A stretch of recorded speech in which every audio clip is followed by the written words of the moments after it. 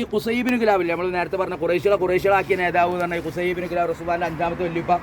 അവരവിടെ വഫാത്തായ സമയത്ത് എന്ത് ചെയ്തു, അവരെ ജനാസ കൊണ്ടുവന്നിട്ട് ഈ മലൻ്റെ ചെരുവിൽ എന്ത് ചെയ്തു, മറവ് ചെയ്തു എന്നാണ്. പിന്നീട് എന്ത് ചെയ്തു, ആ പതുക്കെ റസൂലുള്ളാഹിന്റെ കുടുംബത്തിൻ്റെ ഒരു കല്ലറായിരുന്നു. അതായത് അവരുടെ കുടുംബത്തിൽ അബ്ദുൽ മുത്തലിബ് അല്ലെങ്കിൽ അബൂ താലിബിനൊക്കെ വഫാത്താകുമ്പോൾ എന്ത് ചെയ്യും, വല്യപ്പ അവിടെ ആണെന്നുള്ള ഇവിടെ ഇങ്ങനെ മറവ് ചെയ്ത് തുടങ്ങിയതാണ്.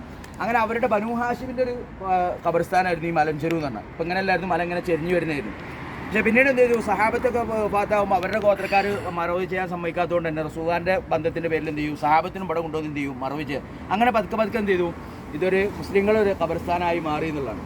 ഇപ്പോൾ ഏകദേശം ചില രൂപത്തനുസരിച്ചിട്ട് വളരെ തുച്ഛമായ സഹാബത്തെ ഇവിടെ ഉള്ളൂ. മദീനയിൽ എന്ന് പറഞ്ഞാൽ 10,000-കണക്കിന് സഹാബത്തിനാണ് ജന്നത്തുൽ ബഖീ എന്ന് പറഞ്ഞത് മദീനത്ത്. പക്ഷെ മക്കത്ത് എന്ന് പറഞ്ഞാൽ പ്രധാനമായിട്ടും വളരെ ഏറ്റവും ഉള്ളത് ഖദീജ ബീവി റളിയല്ലാഹു അൻഹ ഉണ്ട്, അസ്മാ ബീവി ഉണ്ട്. അസ്മാ ബീവി എന്ന് പറഞ്ഞാൽ ആയിഷ ബീവിൻ്റെ സഹോദരിയായിരുന്നു അസ്മാ ബീവി. അവരുടെ മകൻ അബ്ദുല്ലാഹി ഇബ്നു സുബൈർ റളിയല്ലാഹു ഉണ്ട്.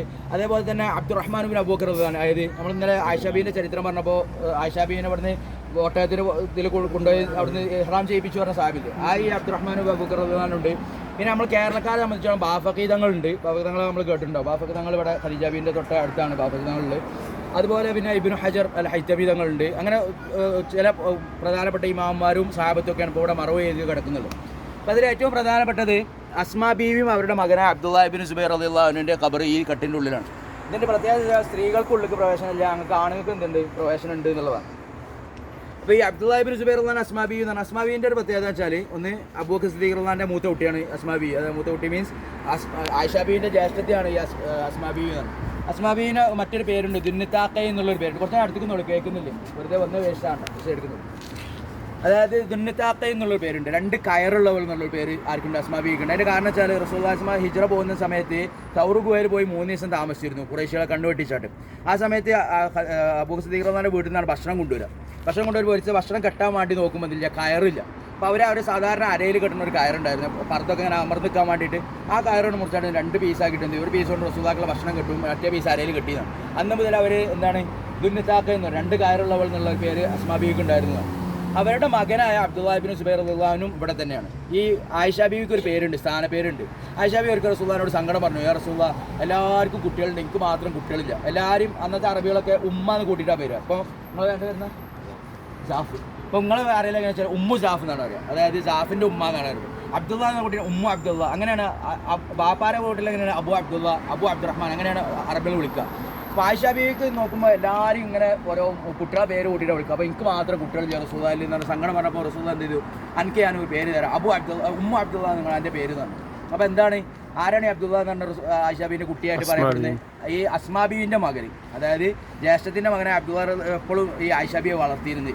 കുട്ടടക്കലും അതായത് സ്വന്തം കുട്ടിയെ പോലെ വളർത്തിയെടുത്തതാണ് ഈ അബ്ദുള്ള എന്ന് പറയുന്ന സാഹിബിന്. അതുകൊണ്ട് തന്നെ റസൂൽ അന്ന് മുതൽ എല്ലാവരും ഉമ്മ അബ്ദുള്ള എന്ന് വിളിച്ചോട്ടെ എന്നാണ്. ഈ അബ്ദുള്ളൻ്റെ അമ്മ അയക്കോ എന്ന് പറഞ്ഞിട്ട് ഒരു പേര് ഒരു സങ്കടം പറഞ്ഞപ്പോൾ പറഞ്ഞതാണ്. അപ്പോൾ ഈ അബ്ദുള്ള ഇബ്നു സുബൈർ റളിയല്ലാഹു അൻഹു ഒരു പ്രത്യേകത ഉണ്ട്. അബ്ദുള്ള ഇബ്നു സുബൈർ റളിയല്ലാഹു അൻഹു എന്ന് പറഞ്ഞാൽ അവരുടെ ജനിച്ച സമയത്ത് സഹാബത്ത് എല്ലാവരും സന്തോഷിച്ചൊരു സഹാബിയാണ് ഈ അബ്ദുള്ള ഇബ്നു സുബൈർ റളിയല്ലാഹു. അതിൻ്റെ കാരണം വെച്ചാൽ ഇവിടുന്ന് മക്കത്തിൽ നിന്ന് എല്ലാ മുഹാജിറുകളും മദീനത്തേക്ക് വന്നല്ലോ. മദീനത്ത് അന്ന് ജൂതന്മാരാണ്, ജൂതന്മാരും മുശ്രിക്കീങ്ങളും ആണ്. അപ്പോൾ ഇവർ വന്നൊന്നും എന്തില്ല, ഈ ജൂതന്മാർക്ക് പറ്റില്ല, കാരണം അവർ അധികാരത്തിലുള്ള സ്ഥലമാണ്. ഇനിയിപ്പോൾ റസൂൽ സാഹബത്തേക്ക് വന്ന് പതുക്കെ അവിടെ അധികാരം പിടിച്ചെടുക്കും എന്നൊക്കെ പേടിച്ചിട്ട് അവർക്ക് ഈ വന്ന ഇഷ്ടം. അപ്പോൾ അവർ പറഞ്ഞു, നിങ്ങൾക്ക് ഇനി ഒറ്റ കുട്ടിക്കൊന്നുമില്ല, ആൺകുട്ടികളുണ്ടാവില്ല, ഞങ്ങൾ സിഹർ ചെയ്തിട്ടുണ്ട്. അതായത് ഈ മദീനത്തിൽ നിന്ന് മുഹാജിറുകൾ ഭീഷണിപ്പെടുത്തിയാണ്, നിങ്ങൾക്ക് ആൺകുട്ടികളുണ്ടാവില്ല, എന്താണ് വന്നാൽ നിങ്ങൾക്ക് എല്ലാം പെൺകുട്ടികളെ ഉണ്ടാവുള്ളൂ, കാരണം ഞങ്ങൾ സിഹർ ചെയ്തിട്ടുണ്ട്. അപ്പോൾ നോക്കിയപ്പോൾ ജനിക്കുന്ന കുട്ടികളൊക്കെ പെൺകുട്ടികൾ തന്നെയാണ്. അപ്പോൾ അങ്ങനെ കാത്തു നിൽക്കുകയാണ്. അപ്പോൾ അസ്മാ ബീവി എന്താണ് ഗർഭിണിയാണ്. അപ്പോൾ മക്കത്ത് നിന്ന് വരുമ്പോൾ തന്നെ ഗർഭിണിയാണ്. അങ്ങനെ മദീനത്തെത്തി കുറച്ച് കഴിഞ്ഞപ്പോൾ അസ്മാ ബീവിക്ക് ആദ്യമായിട്ട് ആൺകുട്ടി ഉണ്ടായി. അപ്പോൾ പ്രസവിച്ച ഉടനെ എല്ലാവരും കേട്ടത് ആൺകുട്ടിയാണ്. അപ്പോൾ ഈ ജൂതന്മാർ പറഞ്ഞതില്ല, ഓല സിഹറൊന്നും ഫലിച്ചിട്ടില്ല എന്ന് മനസ്സിലായപ്പോൾ എന്ത് ചെയ്തു, സഹാബത്തിൽ അല്ലാഹു അക്ബർ എന്ന് പറഞ്ഞിട്ട് എന്ത് സന്തോഷിച്ചു എന്നാണ്. അതായത് ഈ കുട്ടി ജനിച്ചപ്പോൾ തന്നെ സഹാബത്തും റസൂലൊക്കെ സന്തോഷിക്കാനുള്ളൊരു കാരണം ഉണ്ടായിരുന്നു. അതുപോലെ തന്നെ അബ്ദുല്ലാഹി ഇബ്നു സുബൈർ എന്നാണ് മറ്റൊരു പ്രത്യേകത ഉണ്ടായിരുന്നു, ആരും കൂസൂലായിരുന്നു. കാരണം ഈ സഹാബത്തിന് എല്ലാവരും കൂടി ഉണ്ടായ ഒരു പൊന്നോമന കുട്ടിയാണ്, ആൺകുട്ടി ആദ്യം ഉണ്ടായ കുട്ടി എന്നുള്ള എല്ലാവരും സ്നേഹിച്ച് ഇവർ ആരും കൂസൂല. അപ്പോൾ ഒരിക്കൽ അതേപോലെ മക്കത്ത് മദീനത്ത് ഇങ്ങനെ ഉമർ റളിയല്ലാഹു എല്ലാവർക്കും പേടിയാണല്ലോ. നോർമലി നമുക്കറിയാം ഉമർ റളിയല്ലാഹു ഭയങ്കര എല്ലാവരും പേടി സ്വപ്നമാണ്. അപ്പോൾ കുട്ടികൾക്കൊക്കെ ഉമർ റളിയല്ലാഹു ഭയങ്കര പേടിയാണ്. അപ്പോൾ ഒരിക്കൽ ഉമർ റളിയല്ലാഹു നിസ്കാരം ഇങ്ങനെ മദീനത്തെ ഒരു തെരുവ് കൂടെ ഇങ്ങനെ നടന്നു വരും. അപ്പോൾ കുറേ കുട്ടികളെ കളിച്ചിട്ടുണ്ട്. അപ്പോൾ ഉമർ റളിയല്ലാഹു വരുന്നപ്പോൾ എല്ലാ കുട്ടികളും ഓടി, പെരേക്ക് ഓടി. അതായത് ഉമർ റളിയല്ലാഹു ഒരു അയ്യത്തുകാരൻ എല്ലാവരും ഓടി. അപ്പോൾ അബ്ദുല്ലാഹി ഇബ്നു സുബൈർ റളിയല്ലാഹു മാത്രം അവിടെ ഇരുന്നിട്ട് കളിച്ചിരുന്നു. അപ്പോൾ ഉമർ റളിയല്ലാഹു ഇതെന്താ ഇപ്പോൾ എല്ലാ കുട്ടികളും ഓടി, ഇന്ന ഇപ്പം മാത്രം എന്താ ഓടാക്കാൻ എന്തോ ഒരു കാരണം ഇവിടെ പറഞ്ഞു, ഇതെന്താ എന്നെ കണ്ടിട്ട് ഓടാത്ത ചോദിച്ചു. ഞാനെന്തിനാ ഓടുന്നത്, ഞാനെന്തെങ്കിലും തെറ്റ് ചെയ്തിട്ടുണ്ട്, തെറ്റ് ചെയ്താലല്ലോ ഓടേണ്ടി. അതായത് ഉമർ റളിയല്ലാഹു അത്രയും ചെറുപ്പത്തിലേ എന്തെങ്കിലും ഭയങ്കര ഒരു ഇത് പ്രകടിപ്പിച്ച ഒരാളായിരുന്നു, ധൈര്യമുള്ള ഒരാളായിരുന്നു അബ്ദുല്ലാഹി ഇബ്നു സുബൈർ.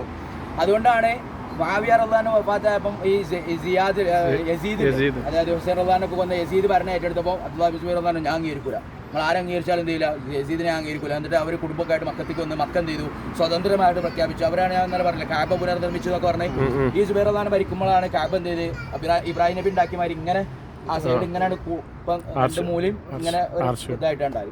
അപ്പോൾ ആ രീതിയിലൊക്കെ മാറ്റിയൊക്കെ അബ്ദുല്ലാഹ് ഇബ്നു സുബൈർ റളിയല്ലാഹു അവര് വഫാത്തായി കിടന്നു. അവർ ഇവിടെ വെച്ചിട്ട് ഖബർ അതിൻ്റെ ഉള്ളിലാണ്, നമുക്ക് കാണാൻ കഴിയും. നമ്മൾ ആണുങ്ങൾക്ക് നമുക്ക് അതിൻ്റെ അടിയിൽ കൂടെ പോരാം.